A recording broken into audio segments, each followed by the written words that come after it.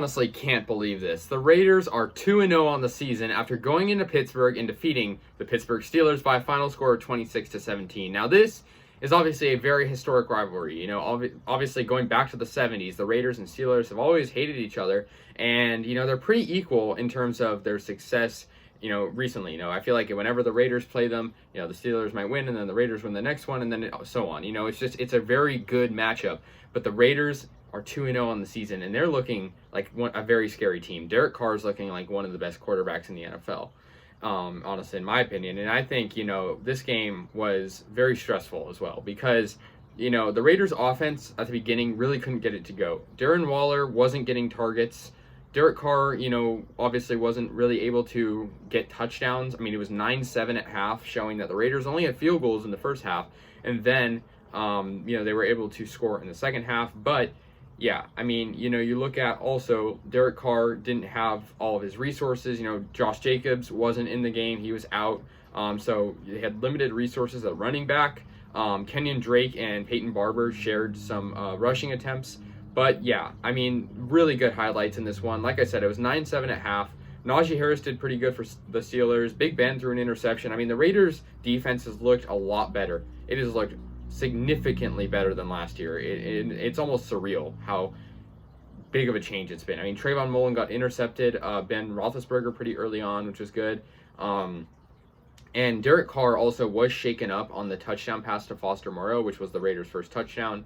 And luckily he was okay, but it was a little nerve-wracking just seeing Derek Carr, you know, get tweaked in the ankle there. A pretty dirty play by the Steelers player. But yeah, Najee Harris had a touchdown. Henry Ruggs had like a 60-yard touchdown, and that really kind of sealed it. I mean, the Steelers did go down and were able to get a field goal, but the Raiders, their offense was a lot stronger than this Pittsburgh Steelers defense was able to contain. But yeah, very defensive-fueled first half. You know, Daniel Carlson did a lot of good work for the Raiders kicking. And yeah, I mean, you know, the Raiders just did pretty good in general. I got to give them credit. I mean, 2-0 against, you know, two of the best teams in the NFL, Ravens and Steelers, you know, both very, very talented playoff caliber teams. One could argue even Super Bowl contender teams. That might be a little bit of a stretch, but yeah, I mean, the Raiders just had good defense. The secondary did good. Casey Hayward, I mean, they were able to break up a lot of passes. They just looked like they wanted it more than the Steelers did. And, you know, you look at Carr, 382 yards passing. He has the most yards passing in a 2-game span for any Raiders quarterback ever. I mean, this guy is doing great this year. He just has to stay healthy. And all that all comes back to the offensive line, getting too many penalties and not really doing their job adequately all the time. But yeah, I mean, Trayvon Mullen had an interception. That was great. Like I said, Henry Ruggs was actually the leading receiver for the Raiders. 113 yards for Henry Ruggs, one of which was a huge touchdown. Darren Waller had the second most receiving yards, but still not a very big game for him. He had 5 receptions for 65 yards. I honestly forgot. I didn't even know he was not really playing until I realized, you know, he wasn't really making many catches. But the Steelers' defense was able to contain him. But it went to show that, you know, you might not have Waller. It's the next man up. The Raiders did great with Renfro as well. I mean, he is very clutch. And yeah, the running game was pretty terrible for the Raiders, but I mean, I'll give them the benefit of the doubt. When you don't have Josh Jacobs, a Pro Bowler, you're not going to have a very good run game. But it didn't really matter because the Raiders just have such an elite passing game. They're able to do well. Najee Harris did good he did all right for the Steelers.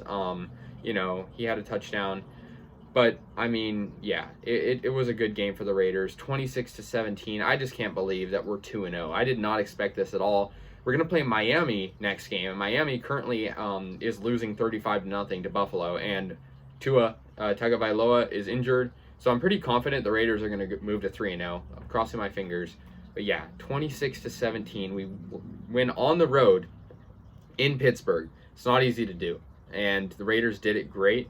The AFC West is looking like a great division so far. Broncos moved to 2-0.